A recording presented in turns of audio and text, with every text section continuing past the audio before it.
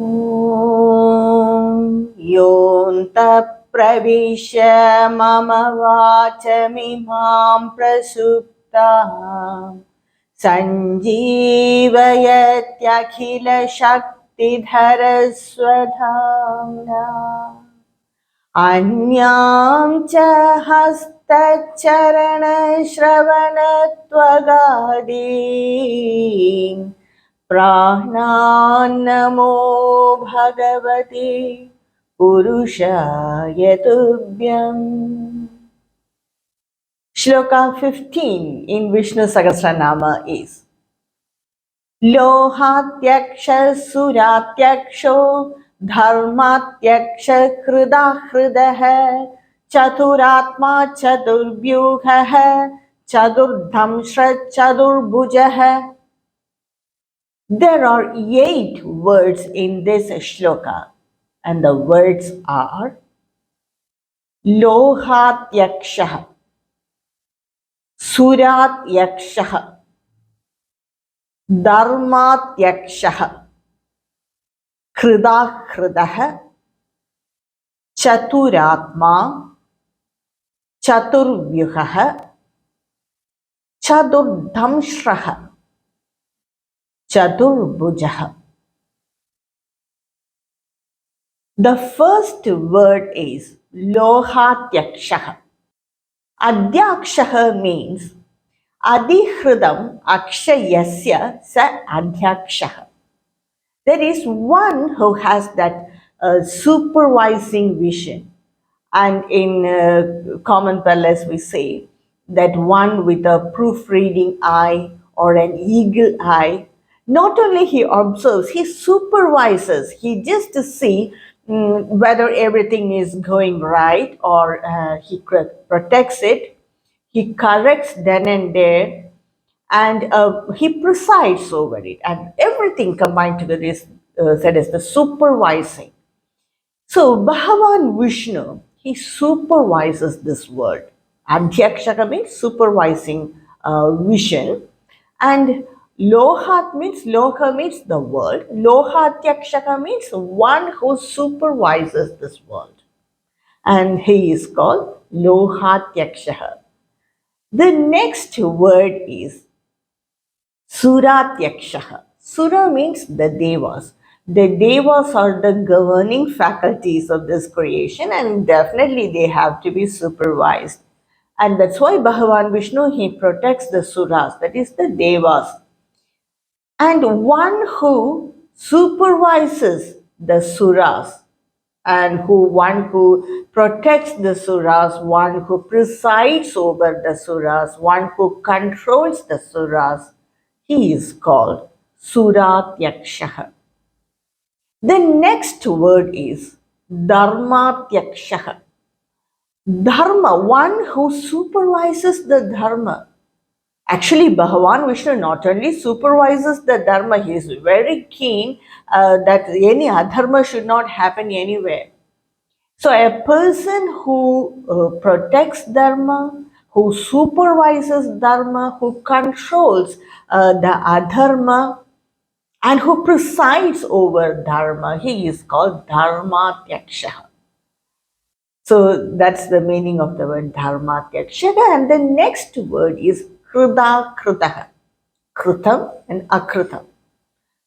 Bhagavan Vishnu, he is the cause, and any effect will have the cause. Just like I said in my last video, just like the gold and the ornaments. The gold is exactly present in the same way, with the same qualities in the ornaments. Only the shape, and because of that form, the name changes. So the effect is another form of the cause. So here, Krita means the effect, Karya Rupa. And the Karya Rupa is very clear, Vyakta. It has manifested. And Akrita means formless, cause, motionless, actionless. It is Akritam. That is, Akritam is the Karana Rupa. It is not Vyakta, it is Avyakta, unmanifest. It is the cause. So Bhagavan Vishnu is both Akritam and Kritam. Bhagavan Vishnu is both the Karya Rupa and the Karana Rupa. He is Kritam and Akritam. He is Vyakta and he is Avyakta. So since he is both, he is called Krita Krita. That is Krita Akrita. And the second line, it is completely all the words they have a prefix Chatur, 4. The first word is Chaturatma.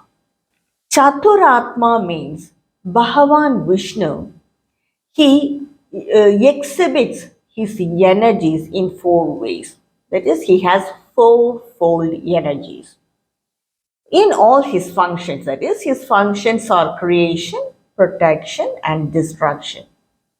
When he creates, during creation, he exhibits his energy or he takes the form as Lord Brahma, Prajapati, as Kala, time, and we all beings, all these creatures, or his creation, that is his fourfold exhibition of his energy while creation.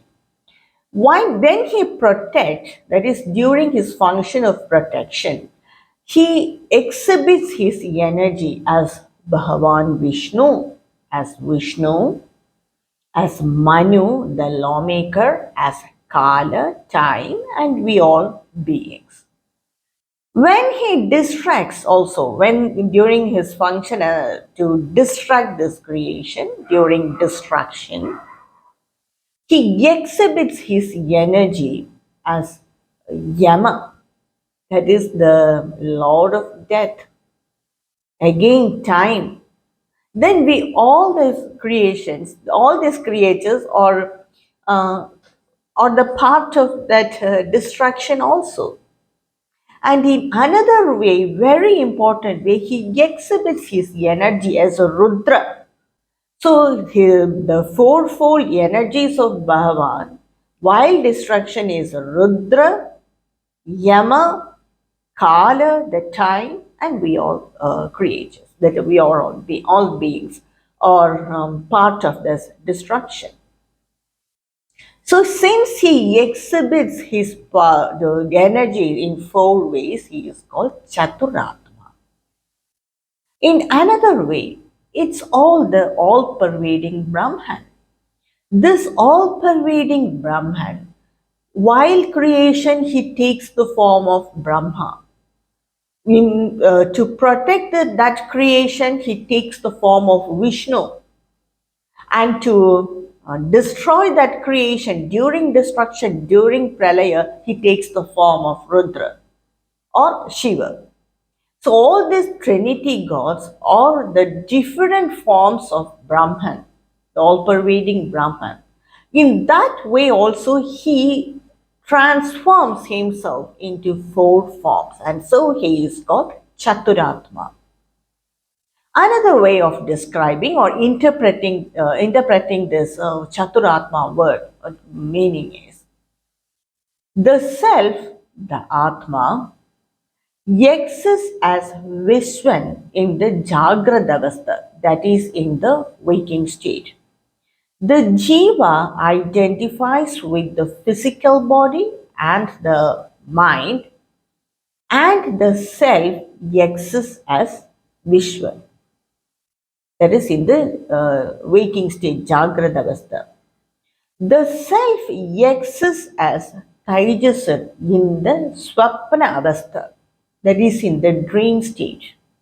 The Jiva identifies with the mind, the world of impressions, and in that state, the self is called the Taijasa. The self exists as Prajnan in the Sushupti Avastha, that is in the deep sleep stage. The Jiva identifies with the Karana Sharira or the core ignorance in the deep sleep state, that is in the Sushupti Avastha. So this self exists as Vishwan, Tejas, and Prajna. And when the jiva identifies with the self, when it merges with the self, then that jiva is said to exist as in the state of turiya. This turiya is the base state, the fundamental state or the base state, in which all these different states exist. The jiva, it withdraws from the sthula sharira, sukshma sharira, and the karana sharira, and it identifies with the atma. That state is called the turiya avastha. So the jiva exists in that turiya state, or the self exists as turiya, which is the base state in which all the other three states exist. And this is indicated or explained in the Mandukya Upanishad. Mandukya Upanishad is a very short Upanishad with very few mantras, and in that Mandukya Upanishad, as the second mantra, this state as the Chatur Atma is indicated there or given in a very Sankshipta form, in a very abridged form. Let me read out that mantra from Mandukya Upanishad, Mantra 2. Sarvam Hetam Brahma, Ayamatma Brahma, Soyamatma Chadushpad. This Chatushpad, which I explained now, this fourfold path, that is quarters, these four quarters of that Atma, that is the Atma exists as Vishwan, Tejas, Prajna, and the base state is Turiya. So these are the four quarters of that Atma, which is indicated in the Mandukya Upanishad. So, as Antaratma, as Atma, as the self, Bhagavan exists as Turiya, the base state, Vishwan in the Jagrata Avastha, Taijasan in the Swapna Avastha, and Prajnan in the Sushupti Avastha. So, these are the fourfold states or level of existence of the Atma or Bhagavan, and so he is called Chaturatma. The next word is Chaturvyuha. Vyuha means the power that is associated with a particular purpose. The power that is associated with a particular purpose. And Chaturvyuha means one who exhibits his power in four ways, or he appears in four forms according to his function, or he exhibits his four powers in four ways, is Chaturvyuhara. Chatur means four, Chaturvyuhara. The power of Bhagavan that is associated with creation is Pradyumna, and that power has Veera and Aishwarya, because all these are needed for this world, prosperity and strength. The power of Bhagavan associated with protection or sustenance of this creation is Aniruddha. And that power has Shakti and Tejas in it. The power of Bhagavan associated with destruction is Samharshana. And that power has Bhala and Jnana. Samharshana is the power that draws everything into it and keep it close in it. That is Samharshana. And Vasudeva, that power of Bhagavan Vasudeva is, in that Vasudeva, all these three powers are there. All these three powers are there, and Vasudeva has six qualities. These six qualities are Aishwarya, prosperity, Veera, that is strength, Shakti. Veera means actually it is the valor. and Shakti, the strength, fame, yashas, knowledge, jnana, and vijnana, experience. And because of all these powers, he is called as Bhagavan Vasudeva. So all the other powers, that is with Pratyumna, two powers are very prominent in it. There is Veera and Aishwarya, and in Aniruddha, two powers are Shakti and Tejas, and in Samharshana, Bhala and Jnana. But in Vasudeva, all the powers are very prominent, and so he is called Bhagavan Vasudeva. So these are the four ways of appearance, the four ways of emanation, or the four ways in which Bhagavan exhibits his power, or the four powers of Bhagavan.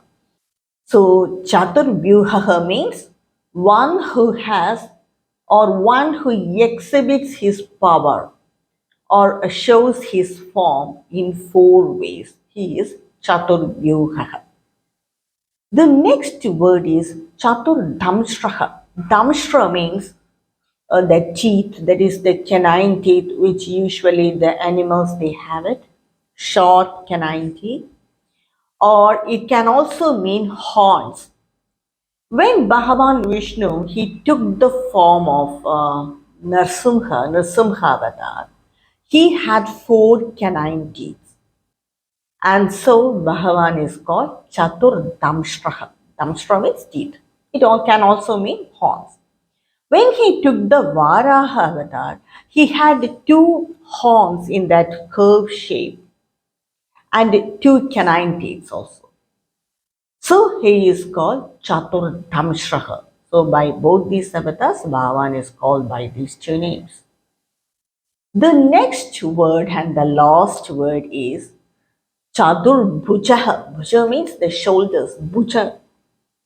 Chatur Bhuja means one who has four shoulders. That means he has four arms also.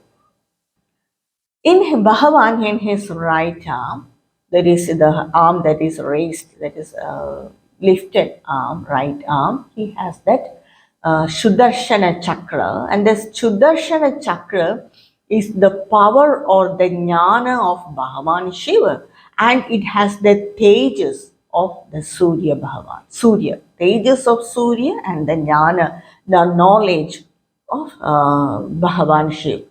And that's why it is when we worship the Sudarshana chakra, we know we will have the knowledge to win over the enemies and to keep away from our life. So that is the power of Sudarshana.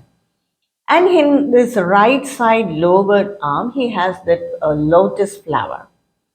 In that lotus flower indicates the creation, because there are many interpretations for lotus Padma, but one interpretation is it is the seed of that lotus flower, the root will be there in the mud.